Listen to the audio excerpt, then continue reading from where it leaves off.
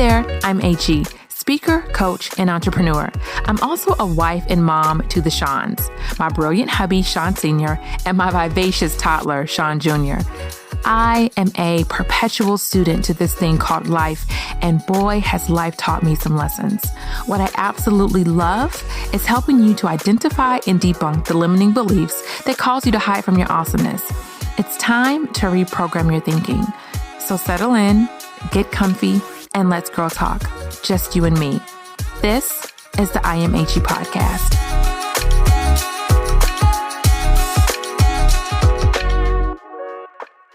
In October of 2020, I was a guest on the BeFree Project Podcast, which is hosted by my great friend, Siobhan Sudberry. We had amazing girl talk, and it was so good.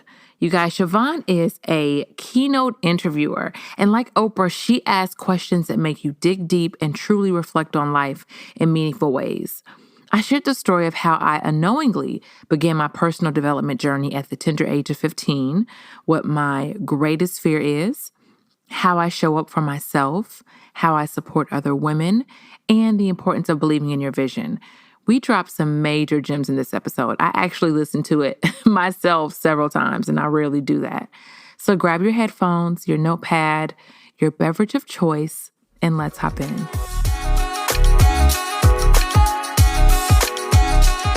Hey, welcome back to the Girl Be Free podcast. I'm your host, Siobhan, your community cultivator and founder of BeFree Project. I help women who are ready to flourish, feel fulfilled, and be free to show up for themselves. I am deeply passionate about community, sisterhood, and personal growth. So if that's your jam, keep on listening. And now let's get into the show. Hey, welcome back to another episode of the Girl Be Free podcast. I am back this week with another Chasing Free feature with my great friend Achie, who is an entrepreneur, speaker, and certified coach for women. Her specialty and mission is to help women identify and debunk the limiting beliefs that cause them to hide from their awesomeness in order to reprogram their thinking for wholeness and success. She is also the creator and host of the I Am Achie podcast, a place of inspiration, love, and girl talk for the woman who's ready for personal growth. Her content encourages audiences to practically sustain their dreams by actively and intentionally developing themselves. Achie, welcome to the show. Hey. I'm so excited. Me too. And I feel like I should have some applause that comes in to I know. I think that would be perfect. But yeah, I'm so excited to finally have you on. This has been a long time in the making, right? It has. And now we are here. We are. And how are you feeling? And how's your heart today? How's the infamous Siobhan question. Mm-hmm. How am I feeling? You know, Siobhan, I am feeling inspired. I'm feeling inspired. And I am full of anticipation. Yeah. So inspiration and anticipation is my mood for the morning. Ooh, and I can't just leave that there. Of course I cannot. Full of anticipation. Like, Tell me more. You and I kind of talked to voice noted about this last week, but it's like when you feel like something is coming. You feel like the work you've been doing is paying off. It's about to pay off more. More things are about to happen. It's like you can just feel it. And can I give my little metaphor of the staircase? Bring it. Yes, I'm ready for it. So for a long time, I had this thing where I think about a flight of steps, and at the top of the steps, you see like the golden ticket, the prize, whatever it is you're working for, your goal, your accomplishment, whatever it is you're working for. And for a while, it felt like I would see that at the top of the staircase just from a far distance. I wasn't even at the staircase. And then it became a point where I felt like I was closer to the staircase, closer, and then at the bottom of the staircase for a very long time. And now it just feels like I'm actually walking up the staircase. So that anticipation is you're getting closer. And we know we never arrive. We know that once we actually get to the top of the staircase, there's another staircase and another. But the anticipation and the attitude and the belief that the things that I speak over myself, and we'll talk about this more in detail as we go on, but what I speak over myself every day is actually coming to fruition. And there's nobody or nothing that can stop that from happening. And that is so rich. And doesn't that feel so good? Like, to at one point not even see the staircase, to then get to the point where you're close enough to it to now be on the staircase and see what the possibilities are. That's beautiful. Yeah. I mean, I thought it was beautiful in a voice note, but then seeing you say it, like, I could feel that. That's good. That's really, really good. It's like the difference between having a vision and then seeing the vision. I'm starting to see it, but not to negate anything that has happened or that I've experienced before, because I feel like it's all the process that leads up to. And so many times we try to skip that process to climb the steps. And it's like, but you've got to walk to the staircase first. You have got to stand at the bottom for a while. You have to go through the process it takes to even climb the first step. And which is hard. It is. That's the thing. Nobody wants to talk about that. That's the hard part. We hear a lot of talk about vision. And I talk about vision all the time too. But it's like the process, the personal development that's needed as you're pursuing that vision, that the process actually is more important than the destination. So that is the part that is like, okay, this is what I should be working on, this process, because the process is where you give up. The process is when you say, I'm done. The process is when you say, I don't want to be an entrepreneur after all. That's too hard. The process is when you say, I'm going to give up on this friendship. I'm going to give up on this relationship. The process is where you say, I'm going to give up on my body goals. That's that hard process. But the big shiny thing at the top is like, ooh, I'm going to do that. But all the work included is like, ugh, well, do I really want that? And that's what I talk about all the time, like doing the work. It actually works. Of course, that's like my new thing, but it's hard. Like, it is hard to stay consistent and to show up every single day, especially when you're experiencing pain while you're trying to get to the vision. Oh my gosh. And there's been many days, and we're going to be on here all day, but there have been many days when I'm like, I'm over this. I want to give up. And even this year, I mean, we've talked a lot about this, and thank God that I did not. Thank God that I have you in my corner and our other friends or what have you, where you guys reminded me of what the vision is, and you need people like that in your corner to do that, because otherwise, you do want to give up. And then what you think about, Siobhan, like even the thought of giving up, we all have had it. But what really does giving up mean? If you give up, what do you do? Like, what would you do if you give up? That's not even an option for me. You see what I'm saying? Yeah. Like, what would I do? What would I do? Right. What would you do? I don't know. Exactly. You'll wallow for a little bit, and you'll pick your happy self back up. And get right back into it. True. So with the thought of giving up, like, I know that's not true for everybody. Some people giving up really means like giving up everything, like giving up their life, their livelihood, but that's not where you are. And I have a feeling your listeners, that's not where they are. So even the thought of I'm going to give up, that's not even an option. No, not at all. You may take a break. You may take a pause. There's nothing wrong with that. Yeah. But giving up, you'll just pick it back up anyways. Because it's in you. So, yeah.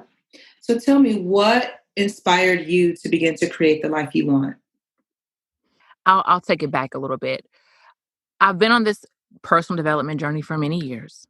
And, you reach different stages, right? And it's just like if you're, working on weight loss, you can have a plateau where you lost a certain amount of weight, and then all of a sudden you're still working out, you're still eating well, and then you just kind of hit a plateau and you stop losing weight, right? And then you have to change up your routine to continue your progress.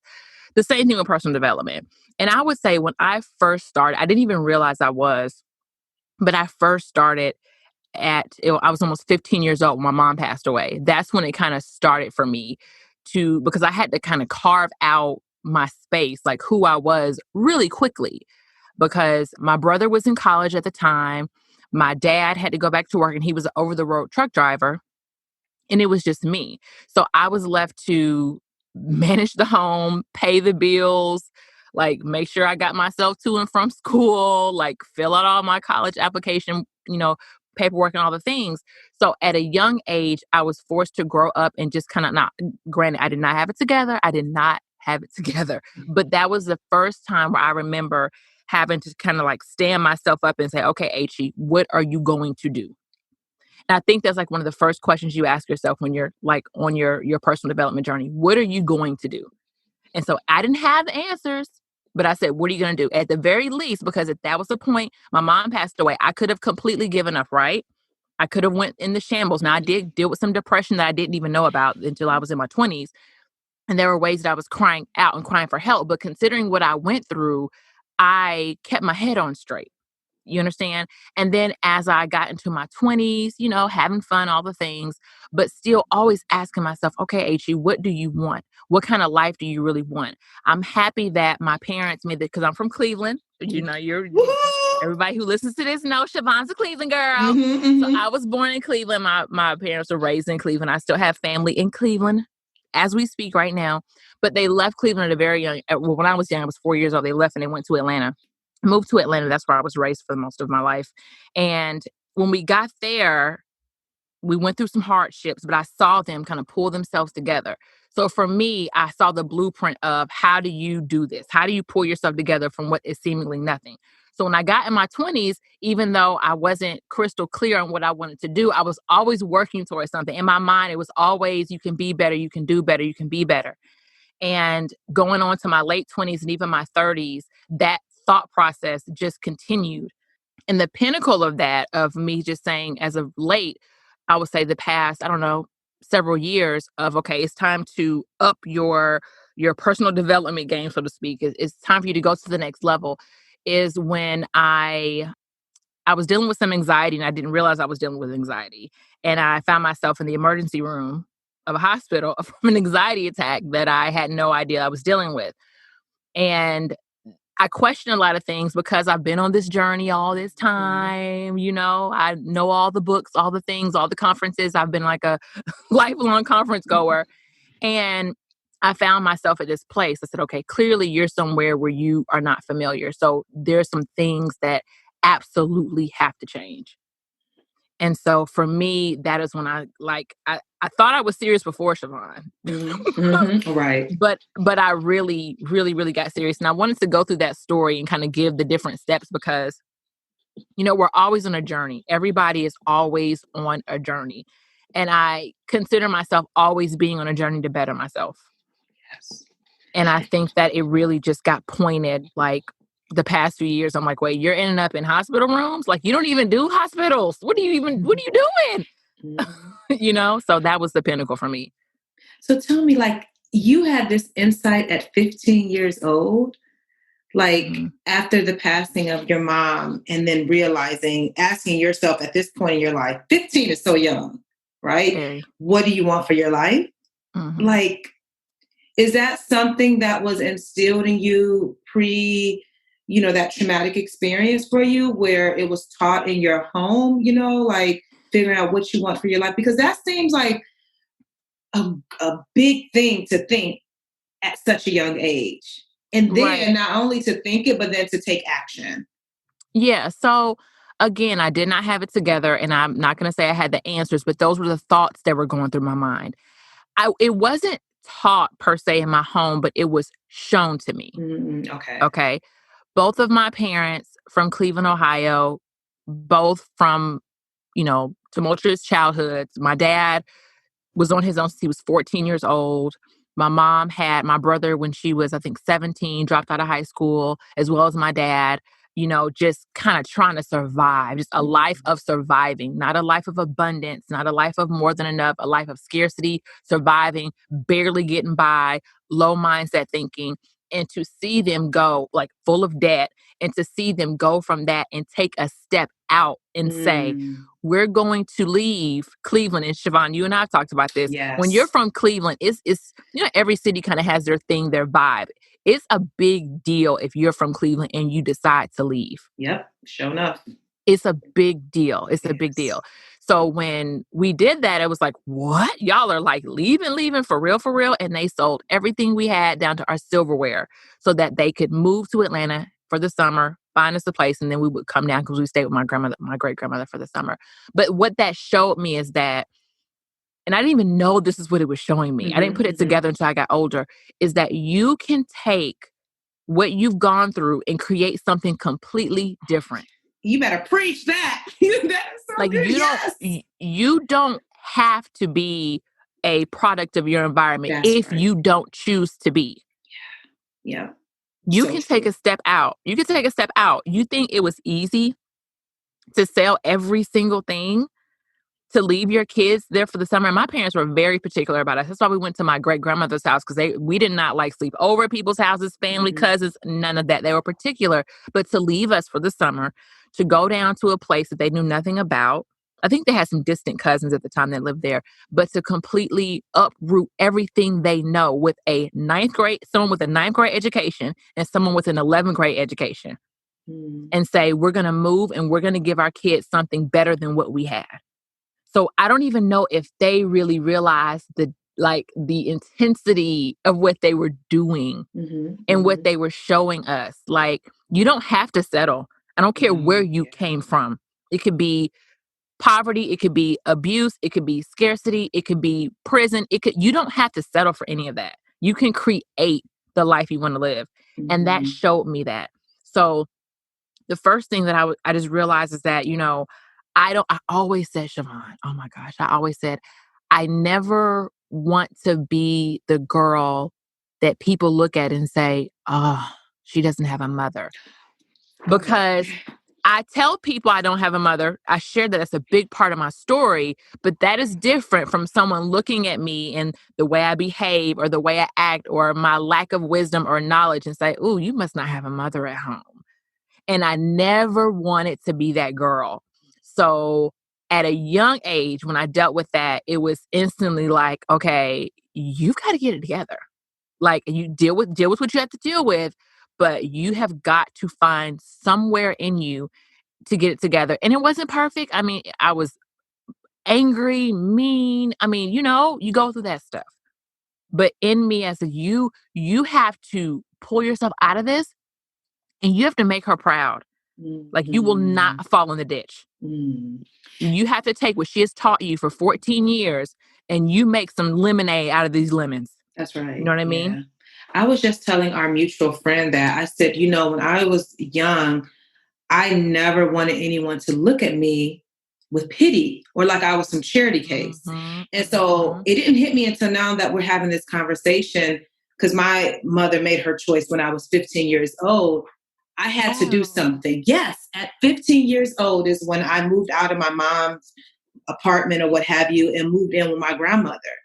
And I didn't know the choice that I was making was going to be so impactful. I just knew that toxic environment I could not stay in. And I remember, like, I don't ever want no one to feel sorry for me. So whatever I have to do, be on honor roll, get the good grades, go to college, get married, all the things, you're never going to look at me like, oh, I didn't have a mother. Because I didn't want that situation to define me. So I know exactly what you mean by that. Exactly. I literally was just... So at a young age, you did it too. I did it too. And it's almost you didn't realize what you were doing, but you did it. And it's like something clicks inside, like, okay, this is how we're going to show up in our life, because you're not going to be a product of your environment. But I wonder, Achie, do you think everyone gets that and then people ignore it? Like, because everyone goes through their own thing, but why do some people take their situation and they let that define them? And then other people like you and I, we look at our situation, we're like, oh no, I'm going to do something different. Right. Siobhan, I don't know. I don't know. Other than possibly what they've seen, what they've heard, what they've learned. My parents didn't directly say, you need to do this, do this, do this, but it's what they showed me. So perhaps I would have handled that situation differently if I was shown something else. But, on the flip side, my brother and I can say this because, for one, he's not listening, but two, this is, we talk about this openly. We had two different experiences. We grew up in the same house. we have different biological dads. My dad was with him since he was 1. So he was with my dad longer than I was, but we had 2 different experiences. And we talked about this recently, that because his life just took a different turn. And we talked about this. The biggest thing with him, even though he saw the examples that we had at our home, is that he was dealing with some issues of abandonment from his biological dad. So the lens in which he saw everything was different than me, which I completely understand. So I think it depends on the lens that people, you know what I'm saying? The lenses they're looking through and that they're peering through. And even if it's like a funky lens, it may take them longer, but at some point I could say, the funky lens once I didn't have my mom, it is a funky lens. You know what I mean? I could say that, but it was just something in me. It was just something in me that was like, Achie, this cannot define you. You have to show that the time she had on earth with you was worth something. Mm-hmm. And I think that some people's perspective is different. Like the perspective, like my brother had, he took it which we all took it hard, but for him, it's like, I don't have my biological dad around and my mom is now gone. I don't have anybody. Like, can you imagine that? That's tough. So his perspective is completely different. So it took him, longer to come around to the fact of, I can't even blame my biological dad because my biological dad did what he knew. Speaking of his dad, you don't know what your parents are going through. You don't know what they dealt with. You don't know their childhood. You don't know their wounds. You don't know their triggers. You don't know any of that. And most of the time, they don't discuss them with their children. I talk about that in the Motherless Child Guidebook, how our parents, or specifically mothers, because that's what it's about, how they're living out their own stories. And whatever their experiences are is based on how they were taught. And so sometimes we forget that our parents are human beings and we just look at them as mother or father, but it's like, oh no, they have a whole life and had a whole life before you even got here. You're just an addition to it. And so how they show up and how, like you use the word lens, how they're viewing life through their own lens, and then you are doing the same thing. And when I look at it that way, it helps me have more compassion, specifically for my mother, based on the choices that she made, because she did the best that she could with what she knew and the lens that she was looking out of. That is so powerful. Yeah. So it sounds like your parents were your first teachers as it relates to personal growth and that shifting. What other personal growth resources have you used on your journey that has been beneficial, like books, coaches? I know you mentioned conferences, things like that. Yes, definitely. I started going to, I didn't know they were kind of like spiritual personal development conferences. So I learned of them through the church that I used to go to, some of the ones I went to, and they had like a Christian undertone, but they were really about like business and growth and development. And so that was my first like entryway into going to conferences and like, oh, I can pay money. I can go sit down. I can learn. And those things blew my mind. This was many, many years ago, but those things, it blew my mind, the things I learned, because even though my parents did a great job showing me how to pull yourself up out of the rut, it was information they didn't know. So this stuff that I was learning was like, wait a minute. And then I was learning it from people who didn't look like me. I'm like, oh, they're not talking about this in our community. Right. Like, oh my gosh. So that was a thing for me. Like I was kind of obsessed with that for several years. Like and I still love conferences now, but I really I would go to at least like 4 or 5 conferences a year. I'm like, I am getting this information. And books as well. Definitely books. I love books. Now, of course, we listen to audible.com a lot, but I love reading books, Audible, listening to books, podcasts. I have a podcast and I listen to podcasts. They're so helpful. I think podcasts are very intimate. It's just like you're sitting in the living room listening to someone. So it just seems like, because when you're doing a podcast, you don't have an audience around you, even though people are listening, it's like you share the more intimate things close to you. You bear more of your soul. You share more of your knowledge that maybe you wouldn't if you're on a stage or like in front of people. So meditations, journaling, alone time, all of those things. Therapy, all of those things. Why you say it like that? Yes, therapy Yes. for sure. All those things. So, how do you show up for yourself and do the work? And specifically, what does the work mean to you? And I ask that because everyone's work is going to look different, like how I show up and how Mm-hmm. you show up. So, specifically, Mm-hmm. what does it mean to show up for yourself? And then, what does doing the work look like for you? So for me, showing up for myself is trusting myself. I have had to learn that, just to trust myself and to know that God gave me wisdom. God gave me wisdom. And I know what to do. And yes, there will be people along the way that come along to help me and come along to remind me and encourage me, but to trust myself, to be gentle with myself, Mhm. because we are our toughest critics. So be gentle with myself. Also, I love alone time. I love just really reflecting, asking myself difficult questions. I love having conversations with my friends. Mhm. And also something that I really love that helps me is that I have a personal manifesto that I created. I used to do like kind of regular affirmations, but I upgraded it to a personal manifesto. And for me, that is the work because I remind myself every day of what I want to see, of the things that I'm working towards, of who I am becoming, of who I want to be. And the day is, Siobhan, it's days I don't even want to say the manifesto. All I got to do is read it. And it's days I don't want to do it because I'm just maybe just feeling really horrible that day. So for me, that's like a culmination of what the work looks like. It's not just one thing. One day I may journal a lot. One day I may not journal at all, but I may want to read. One day I'm just saying my manifesto over and over and over again. One day I'm putting on, some hype music to get myself pumped up. You know what I mean? Mhm. So the work looks different, but it's all taking the steps to work on me. I love that. I have a manifesto for the Be Free Inner Circle. It's called the BFF Manifesto, but I don't have a personal manifesto. And I read affirmations all the time, and I have them. We both have them going off on our Yes, yes, phone. yes. But I haven't written my own manifesto, and I think I'm going to do that. Do you have it memorized? Not yet. No.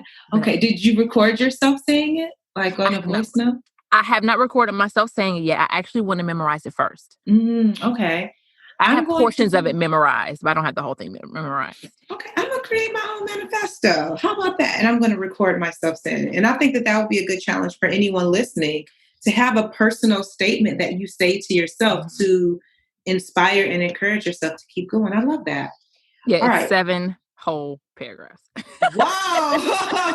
Mine is long. Mine is long. It doesn't have to be 7 paragraphs, but mine is long. And I'm generally a detailed person. So I'm like, no, we're going to carve this out how I want it to be. So, Wow. Well, mine would not be that long, but that's a good idea of what you have and then where people can start. Mine will be probably a couple, maybe two. We'll see. well, I started off with 2. I started off with 2. And you just keep adding to Yep. it.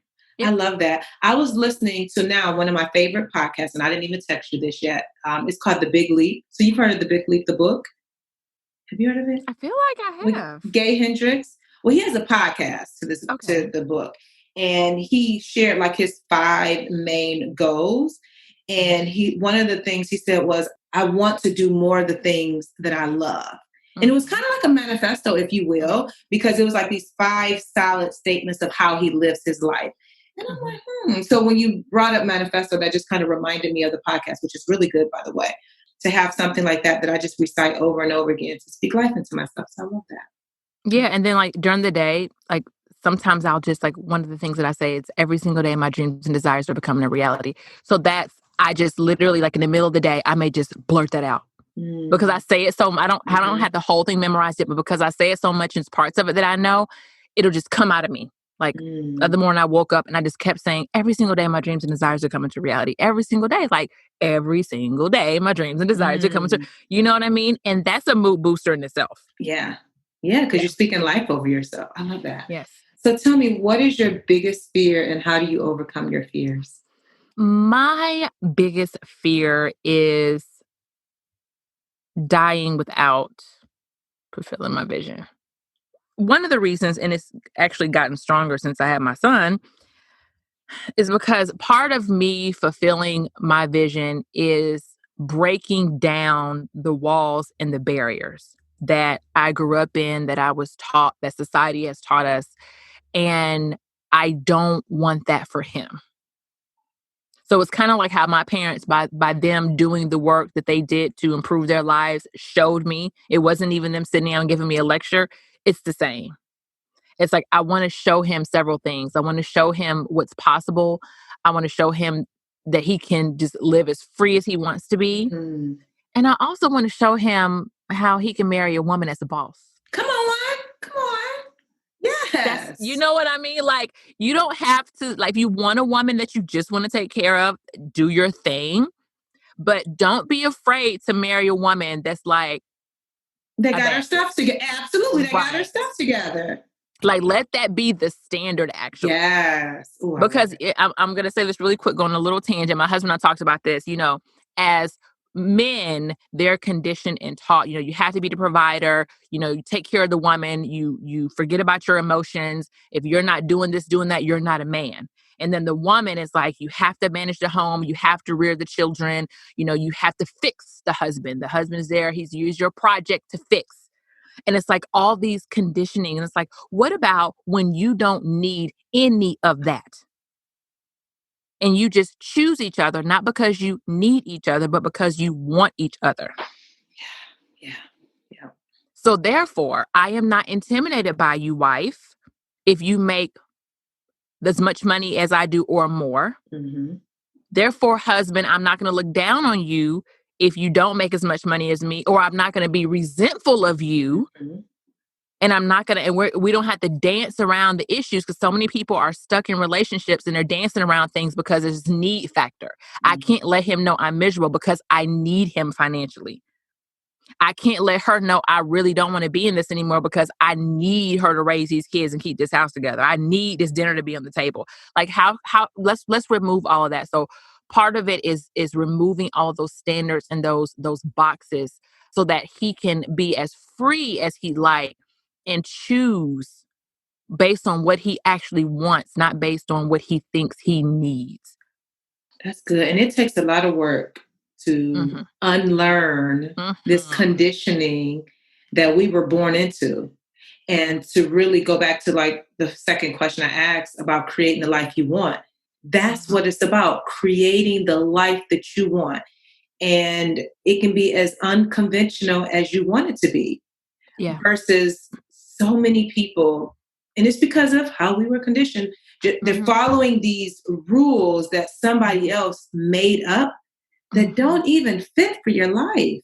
No. At all. It's all made up, literally. It is, girl, okay. So I was riding down the street the other day and I was thinking about like when I used to work a job. And I always say this, I don't have anything against anybody who works a job. If that's what you want to do, that is your business. We have all work jobs. Do your thing. Some people love working jobs. Everybody doesn't want to be an entrepreneur. But I remember riding down the street and I was like, somebody made up the concept of a 9-to-5. Mm-hmm.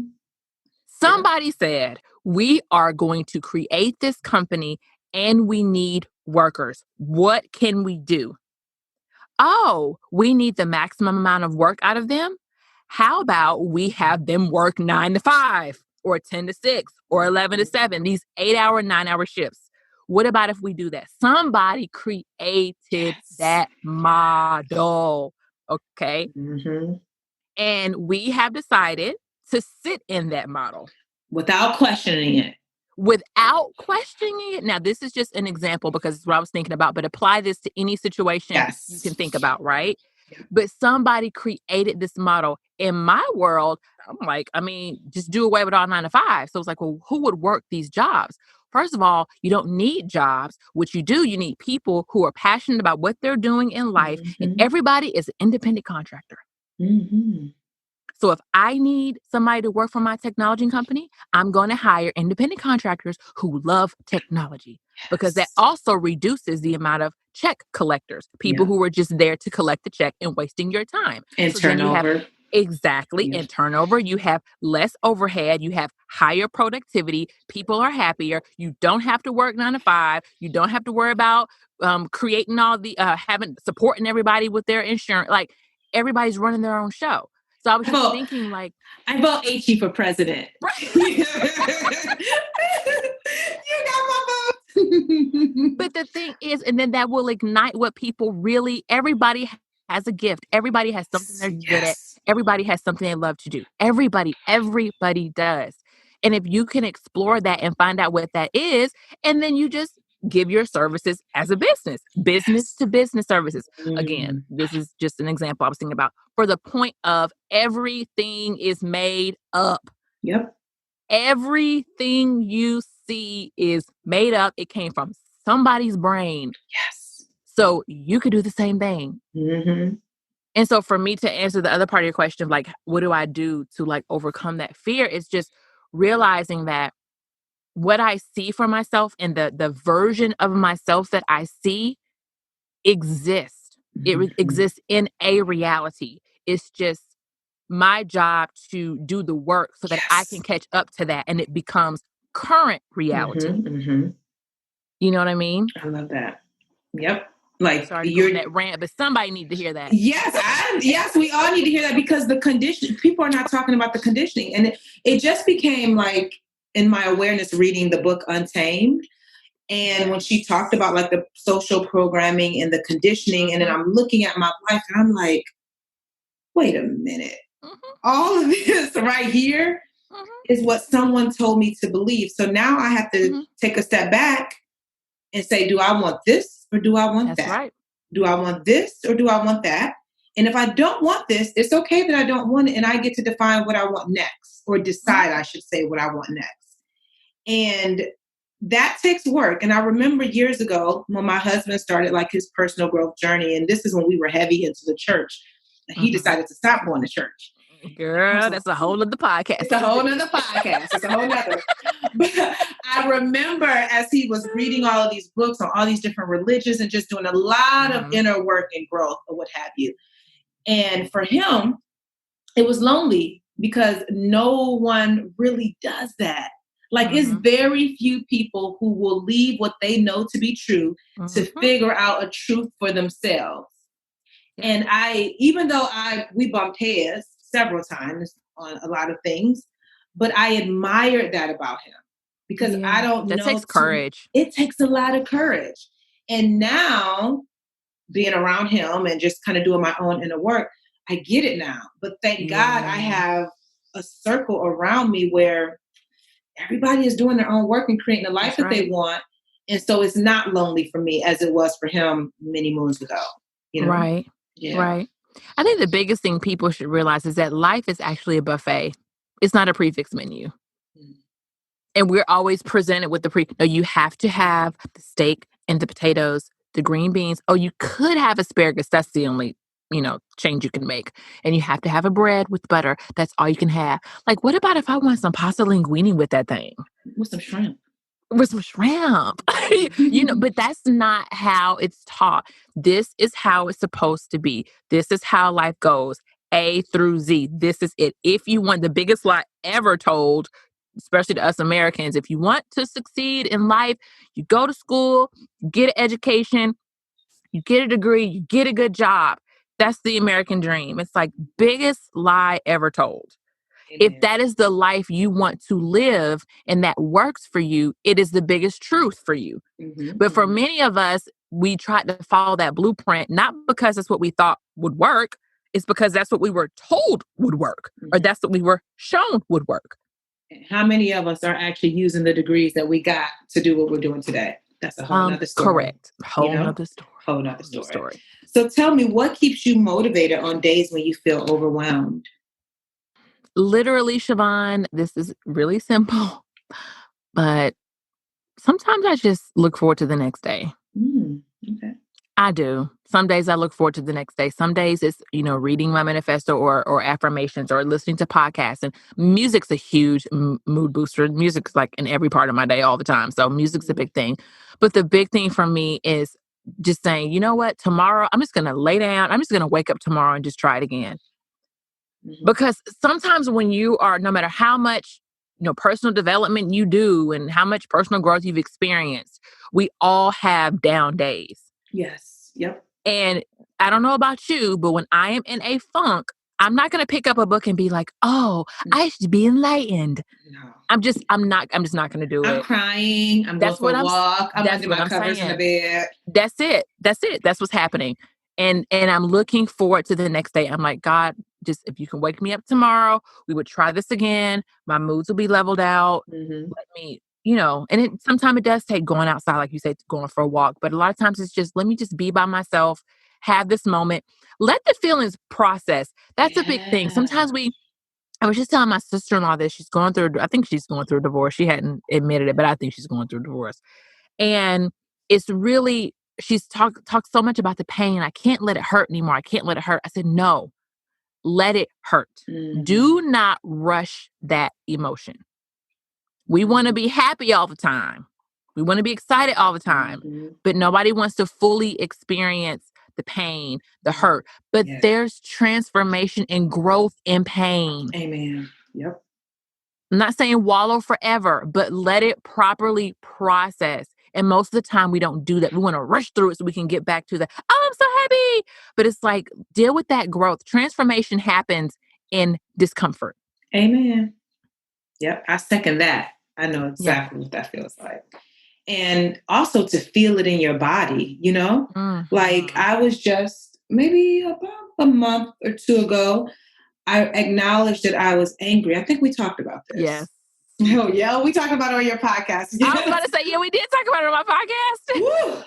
Woo. When I tell you that, I'm still like, I cannot believe I was carrying so much anger, but I was. Yeah. And I read this article, like the 7 stages of grief. Mm-hmm. And I think going through those stages has been really helpful. And so if people are grieving, like allow yourself to grieve. And grief shows up in many forms, not just when someone passes away, but you can grieve the loss of a job. You can be grieving during this darn pandemic with all the things happening, right? And you're right. People so many levels of grief. So many levels, and they want to rush themselves out of it so that they can get to the happiness. But to your point, the lessons and the growth comes when you allow yourself to feel all of your feelings. Yes. And grow from there. It's hard though. It's not easy. That's why very few people do it, Right. Yeah. You rush through that. So tell me, what has been the most important lesson that you've learned about yourself this year during a pandemic? I have learned, I'm going to kind of double back on what I said earlier. I think I dipped too far into it, but I have learned this year that what I have inside of me, it cannot be taken away. And you and I were talking about this because I had this thing in my mind, limiting belief in my mind, that if every part of my life was not perfect, then I could not move forward, that I could not experience any level of success, that I would not experience any level of growth. I had to have everything in line, everything, your marriage has to be in a perfect place. You have to be a perfect mom. You have to make sure your health is perfect. Everything has to be perfect before you can move forward. And that is just not true. It's just not true. And the gifts that I have inside of me, the gifts that you listening have inside of you, they're innate. They're innate gifts. They're inalienable gifts. They're intrinsic gifts. They can't be taken away. And I've learned this years ago, and I've heard it, and I've known it, and I've read the books, but it's something when you really begin to own it. And it's like, wait a minute. Nobody or nothing can take this away from me. This is what God put inside of me. Yeah. And there's never going to be a point in life where everything is just perfectly smooth sailing. You may have a little period, like a week, Right. Literally. Yeah. You may have a week where it's like, it's just amazing week. This is marvelous. And the next week you're like, well, damn. Mm-hmm. Didn't see that one coming. You know what I mean? Yep. But that doesn't stop what you are here to do. It doesn't stop the impact you are to make. Mm-hmm. In fact, it makes it more rich. Mm-hmm. I've been using that word a lot lately, rich. Yeah. What happened? Like, was there something specific that happened that taught you that lesson? Was it like an aha? Like, was it an experience that you had where you're like, wait, everything doesn't have to be perfect for my life to still look and feel good, or for things for me still to experience the things that I desired? Was there something that happened, or was it just like, I got it now? Okay, I'll say this. We both have a religious background. Yeah. Okay. Mm-hmm. So, I was taught if you're going through things personally in your life, you just need to sit down, which is true. You do need to have a seat, right? Mm-hmm, You need to have a seat and take a deep breath and figure out where you're going and what you're doing. However, it was more so in like a punishable way. The sit down of this is not together, this is not together, this is not together. You need to sit down and you need to get this in line and you need to do this, almost like a little whip, kind of like, that's what I envision in my mind. If you and your husband are going through a hard time, how dare you try to pursue, some goals or a business or a vision?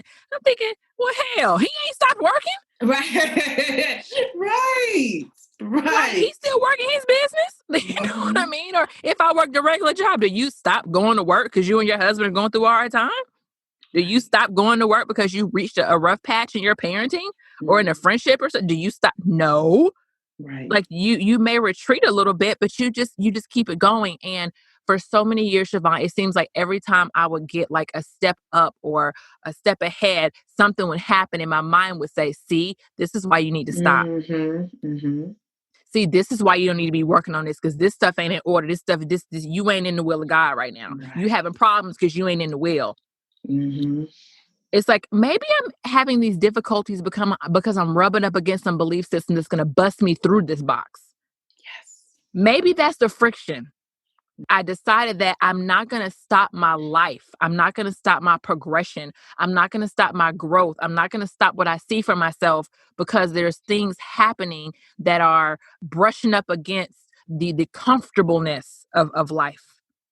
I have personal things going on with my family and my dad, and it's so many things happening right now. It would seem that I would be under my cover for this entire year. Right. Under my bed for this entire year. That part, yeah. And it's like, no, I'm not going to do that. I'm not going to do that. Now, if you need to have a seat, if you need to get some therapy, if you need to take some rest, you do what you need to do. It works best for you. But for me, I wasn't necessarily doing those things because I needed to.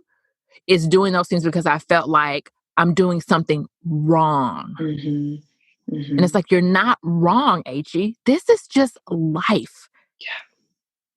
Yeah. So that was it for me. Like, just keep going. Take the break you need, but just keep going. Yep. That's the word right there.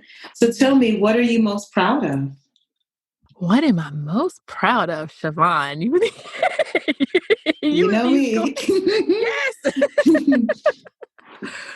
I am most proud of being a mom. Being a mom right now. I never thought I would have kids, firstly. I always said I would not have children. So the fact that I have a son is like, what? I was talking to my dad the other day and he was just like, I still cannot believe like you are a mom. I'm like, I am a mom and I do all the mom things. Yes, you do. So, I am a mom, you know what I mean? But I'm proud of the fact that I'm a mom and I'm proud of the fact of the work that I am doing while being a mom to be an example for him, like we talked about earlier. That's really important. Just setting a good example for him. And being a mom has showed me how awesome we really are. And we're just awesome just because we're awesome. There's nothing that we have to do to be awesome and amazing. Like the mere fact that we're here. Every day I look at him and I mean, it could be after he's 3. So for us, he didn't have a lot of tantrums at 2. For him, it started at 3. I'm like, what is happening here? But anyways, So it can be a tantrum. It could be he is openly just completely disobeying me and laughing about it. Like all the things, he could be running away, whatever it is. I still look at him and say, you're so amazing. You are so awesome. You are so perfect. Like there's nothing you can do to take that away.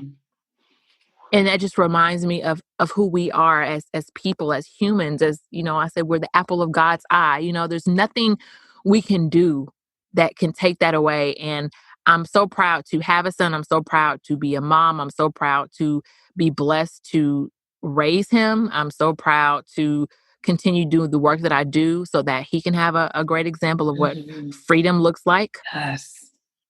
And what freedom really looks like. And I'm proud of even the life that I've created thus far. I'm definitely not where I want to be, but the life I've created thus far, it has allowed me the freedom to be with him when I want to be with him. To, if I want to go somewhere in the middle of the week, if we want to go to like whatever is the lifestyle I've created for myself has allowed me to fully be there for him in the way that I desire. So I love that. That's beautiful. Now we're going to shift it just a little bit. How would you say community and sisterhood is important to you? It is important to me twofold. It is very important to me because you have to have people that you can talk to, that you can bounce things off of, people who are doing the work, like we talk about. Yes. That can remind you of where you're going, where you want to be, remind you of your greatness. Also have difficult conversations, reel it in a little bit. Yeah. So it's very important to me. It is also equally important to me to have space. I am, and I talked about this in one of my podcast episodes, I'm an ambivert. Me too. I meant to text you that I am too. Yes. So I like to have my time with like my friends and people and all the things, but I really like to recharge and ponder and like chew on things by myself. So I do think it's very important to have people in your circle that can build you up, because we're not meant to be an island. Mm-mm. So how do you support other women? Other than just supporting their business. What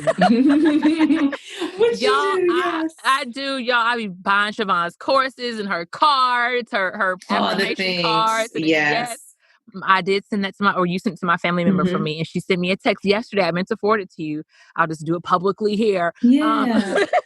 But she said she really enjoys them. She says she takes the affirmation cards to work. And she's going through a really hard time right now. And she said that she can tell that it's making a difference. She says every day over and over again. And she said, I realize that I do have a purpose, and I realize that my life is important. And it's because she's been reading your affirmation cards every day.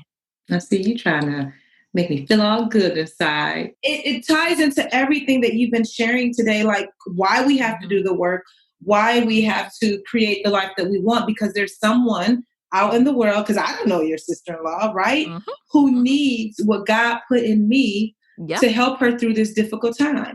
And I'm just over here creating, doing the things that I love, not knowing how it's going to impact people in their lives. So that is, man, that's a whole word. That's a whole nother podcast, because so many people are sitting on their dreams and their gifts because of fear, you know? Oh, that's a whole and you don't know. You're right. Like, I talk about affirmations, I talk about manifestos, but I don't have those cards to send her. But you do. Yeah. So I'm going to support your work, and then I'm going to support her by sending it to her. So it's twofold. It's this. Yeah. What a beautiful thing. It's actually even deeper than that, because she has 6 girls. Woo!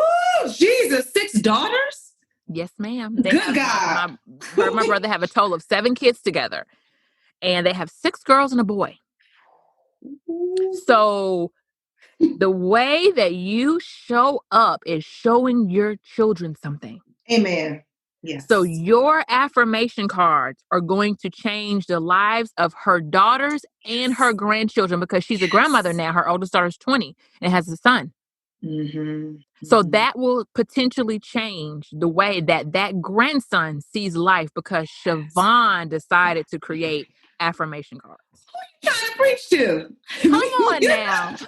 My God. Oh, that is beautiful. And I do feel like once it's a trickle down effect, right? So once you start doing your work, everybody that's connected to you will experience it. But if you don't do anything, right, and then you're just being stagnant going through life, how do you expect the generation to change that come after you? Because they're watching. They're absolutely watching, and they're going to react, again, not necessarily off of what you say, but what they watch you do. So if they see her improving herself, they see her changing, they see her saying, you know what, my mom went through a really hard time, but she picked herself up. So for my religious people listening, that is how you break generational curses. Amen. That part. That is how you break generational curses right there. Doing your work. Doing your work. That's good. So I think that's a marvelous way to support. Also, just being a friend. Talk on it. just being a friend, being Yeah. a friend and being a soundboard. You know, you sent this beautiful text the other day. It was, which one it was talking about? I don't know if the title, but it's a long text about, Oh, I used to think there was I only had one best friend, something like that. And it was it was talking about called how, Girls in Your Circle. there you go, Yeah. girls in your circle. And it just talks about, maybe you can post that somewhere so your I am. I'm going to listeners. have to. Yeah. Yeah, it's so good. Just talking about how different friends serve different purposes in your life, right? And Mm-hmm. how you can discuss certain things. Now, one friend is great to talk to about this, and another friend is great for that. And not that one friend is better than the other. It's just that they're different sounding boards, right? Mm-hmm. And depending on life experiences, what they can offer you. So just being a friend, friendship is invaluable. Very much so. You cannot put a value on what it adds to your life. So And the thing is, we did not mention, like, we met in January. that's funny when you said earlier, it's been a long time coming. I was like, it has. And I thought about, like, really, it hasn't been that long, but it seems like it's been a long time coming. Yes, that's what our other mutual friend was saying too. Like, it seems like it's been so much longer, but I'm like, no, January, girls. We met in January. January. Yes, through another friend, and have taken a trip together and have done all the things. And you would think that, like, we've known each other for years. Yeah. But no, only 7 That's months. what happens when you meet people that you are aligned with. Yes, absolutely. Alignment is so important, and we're not going to get into that because Siobhan talks a lot about friendship. And also, she was a guest on my podcast where we talked about friendship, so you guys can listen to that too. Yes. But being aligned as friends, like that can make it seem like you met someone for, been knowing them for 5 or 6 months, and make it feel like you've known them for 5 or 6 years because you're in such alignment with each other, right? So yeah. Yeah, and I'll make sure I link to your episode in the show notes. Tell me, what's one thing you would tell your 20-year-old self? One thing, Siobhan? If you have to, you can share as many as you like. Girl, I can talk. Okay, let me see. We're going to not make this podcast 5 hours long. It's funny you asked me that because the podcast I released today actually talks about that. It talks about what I tell my 14-year-old self. And what I tell my 14-year-old self is the same thing I would tell my 20-year-old self, 37, 47-year-old self. And it would be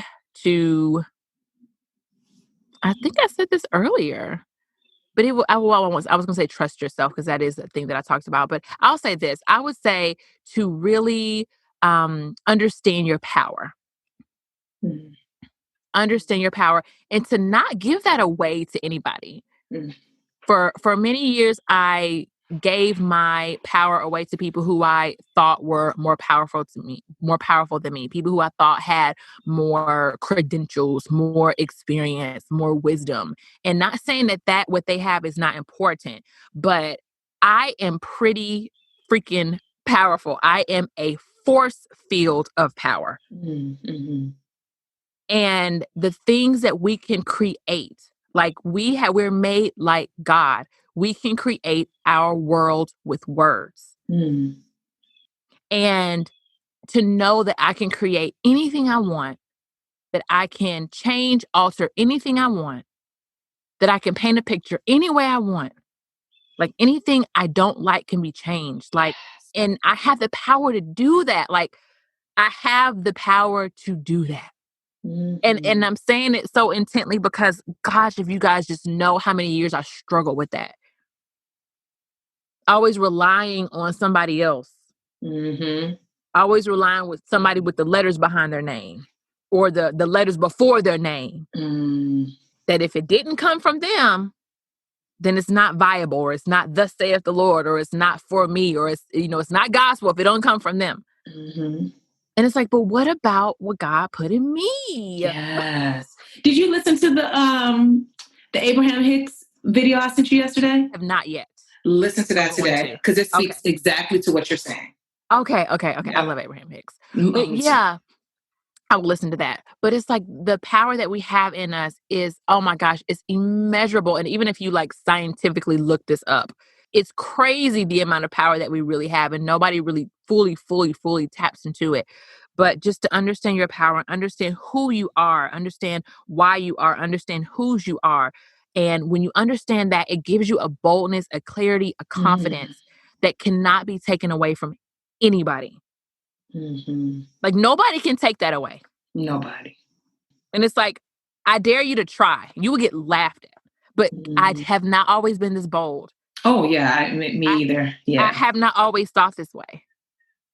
It's like, I am bold and I am strong and I am powerful to a degree. But they are this. And they may be fabulous. They may be knowledgeable. They may be powerful. But that has nothing to do with me. And you know what? That's because you're on the stairs now. So you see things differently. Yeah. Yeah. And because you've been doing your work, now you can see your power and how powerful you are to the extent that you can see in this moment. Because even that, you're even more powerful than whatever thought comes up. You know what I mean? Yeah. Yes. I'm going to have to go for a walk after this podcast and process all of this. It's so rich and so good. Yeah. Man. We are pretty awesome. Oh my gosh. We are. And we've just been taught that we're not. Life experiences, life circumstances, our families. Oh my gosh. I was watching The Crown on Netflix. I love that show. The Crown's really good. And it was Queen Elizabeth at the time, and she was talking to Prince Charles, her son, and her son was realizing that, I have a voice. I don't want to be this suppressed royal who has no opinion about anything and just goes along with the flow. I don't want to do that. And that goes very much against how monarchs act, think, and believe. And he told her, he said, Mom, I have a voice. I have a voice and I have something to say and I have something to contribute. And she said, oh, I have a secret for you. She said, nobody wants to hear it.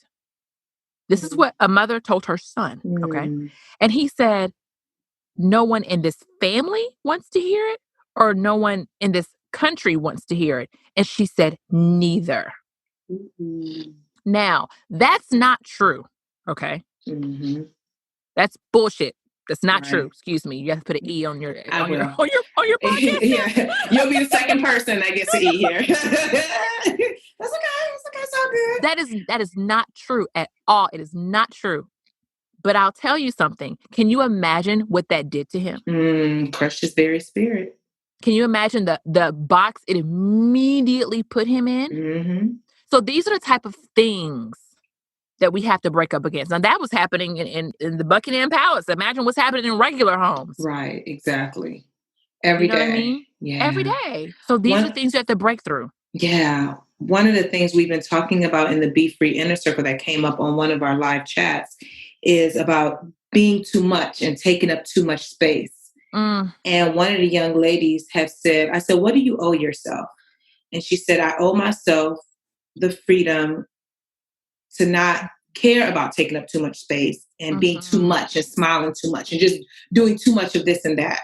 And I said, well, who made you feel like you were too much? And the next thing she said was, kids are mean. So I said, somebody, some child in her back in whatever, expressed that she was too much. And that limiting belief has followed her all the way into adulthood. And so if we don't go back and unlearn that, or you surround yourself with people who will give you permission to be yourself, to your point, you will stay in a box. That's true. That somebody else put you in based on their own conditioning. Based on their own, because somebody told them that they were too much. That part. So then they pass it on to you, and now you're living your life feeling like you're taking up too much space because of someone else. And I said, listen here. I said, every single woman in this community, you can never take up too much space. Every day I want to hear about your wins. I want to hear about what you got going on, because the world may not let you do that yet. But if you can get comfortable in the BeFree Inner Circle of doing it, trust and believe you're going to have more confidence in yourself, more courage and all that jazz, that then you can start to feel comfortable of taking up space.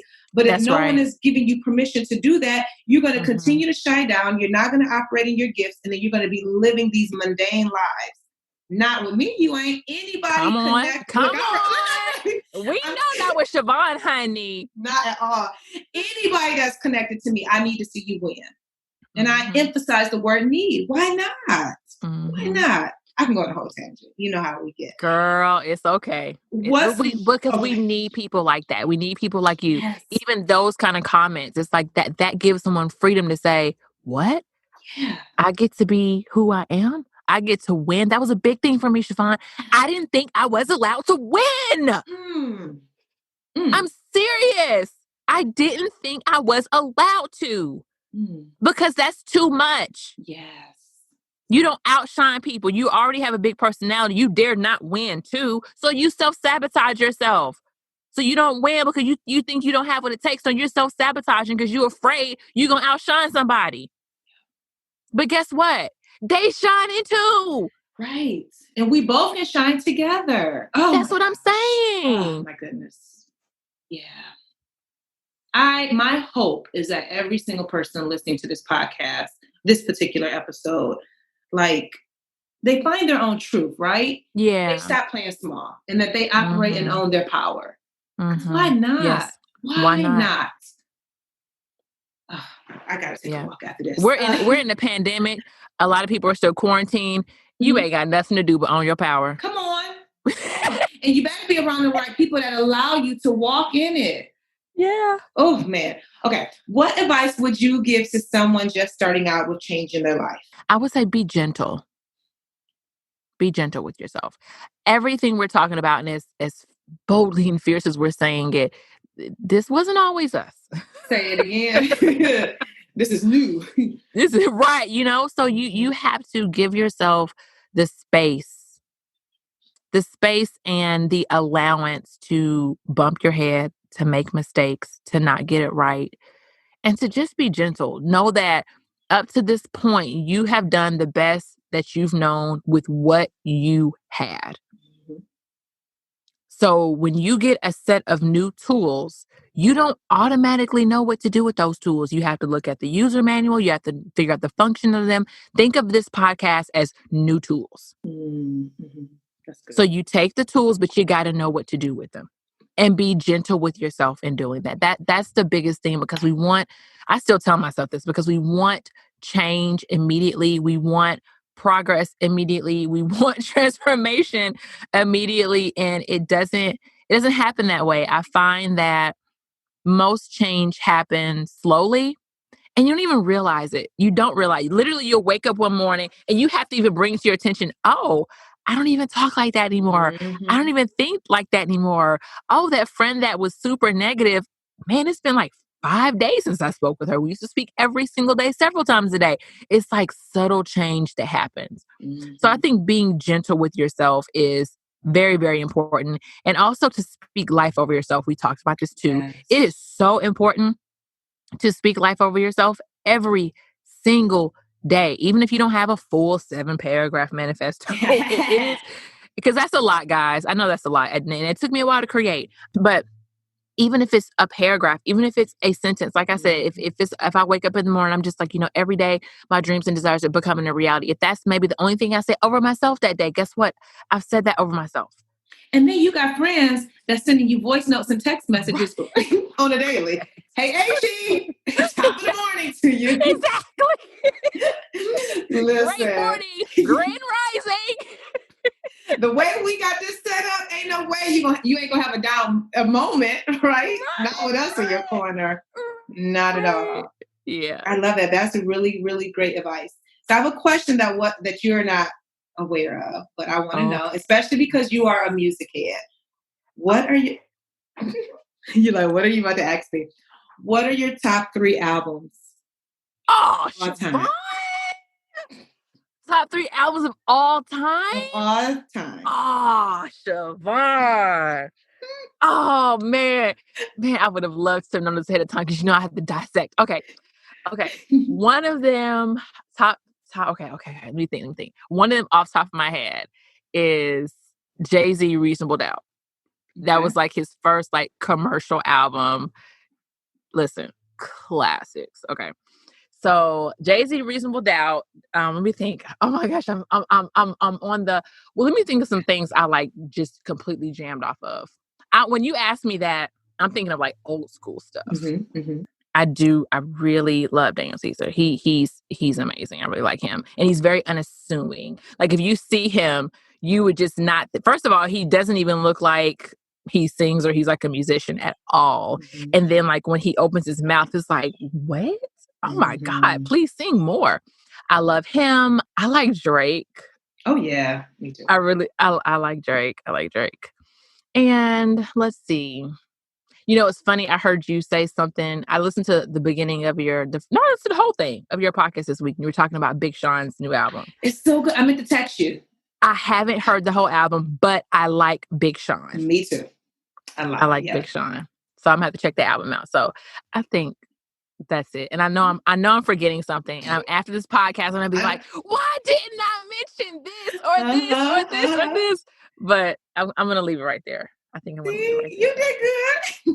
I'm so uneasy. I'm like, I'm missing out some great music. Wait a minute. It's all in your body language and your face. I know it's so much intensity. What am I missing out on? Mm-hmm. But thank you for sharing those responses. And then my last question for you is, what does being free mean to you? Being free to me, what does that mean? It just means creating a life that I love, Siobhan. Mm-hmm. It just means creating a lifestyle. It means having options. There we go. Being free to me means having options. Mm-hmm. Having options, it means, as we talked about earlier, releasing any kind of limiting beliefs, releasing any kind of mental bondage that keeps you trapped. That definitely means freedom to me. Even the freedom to say SHIT. You can say it. We grown women. I think I shared something recently on here. Even the freedom of that, it's like, wait a minute, did you just curse Achie? Like, y'all don't get it. Like years ago, I cursed, and then I was like, no, I'm never, ever going to curse. Like, I'm not going to do that. I'm not going to have a front seat in hell because I said curse words.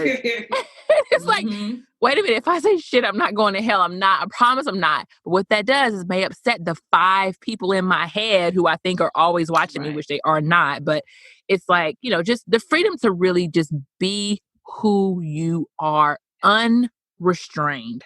Yes, I love that. This whole conversation was so rich, and I'm sure we will continue on afterwards. Oh my gosh. But I am very, very, very grateful that you took time out of your busy schedule, because I already know, to sit down and talk with me and just to share how you are chasing free and living the life that you want on your own terms. And so I'm grateful. I'm grateful that we met. I'm grateful that we are friends. And I'm grateful that you chose to sit here with me. Thank you. Thank you. Thank you so much. And until next time, girl, be free. Thank you so much for tuning in this week. One of the reasons I love interviews is because I always end up telling a component of my story differently than what I would share on my own.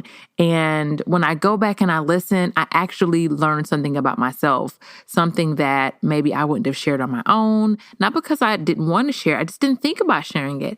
And when you have someone to probe and ask questions, it brings out different parts of your story. So I really enjoyed this interview, and I hope you enjoyed it as much as I did.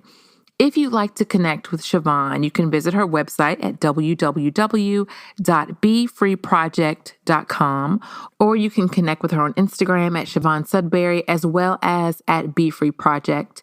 And all of those links will be in the show notes. And before I close, I want to let you know that I have a few more spots available for one-on-one coaching.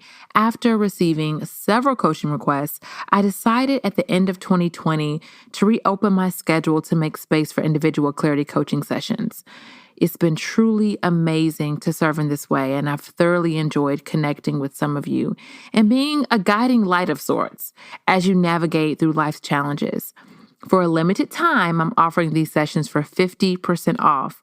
As of now, I don't have a cutoff date, but I know it won't last forever. So if you'd like a boost of clarity and a fresh perspective as we're beginning 2021, visit www.imachie.com/coaching. Again, that's imachie.com/coaching. Remember that I love you, I see you, and I want you to win. Bye for now. I know firsthand how challenging this personal development journey can be. It can feel lonely, confusing, overwhelming, and even difficult to know exactly where to start. That is why I created an amazing resource for you. Go to imachie.com to download a free audio training that discusses the top 2 things you should focus on as you begin or continue your journey to shifting your mindset. Yep, only 2 things. I like to keep it simple and actionable. Again, that's iamachie.com. And also, if you enjoyed today's episode, I have a favor to ask of you. My goal is to get this podcast in front of as many women as possible. The things I discuss are the things I wish someone would have told me when I began this journey. So in order to do that, please take a few seconds to share this episode with a friend and leave a 5-star review. Don't forget to subscribe so you can get notified when I release new episodes. I love you, I see you, and I'm rooting for you. Bye for now.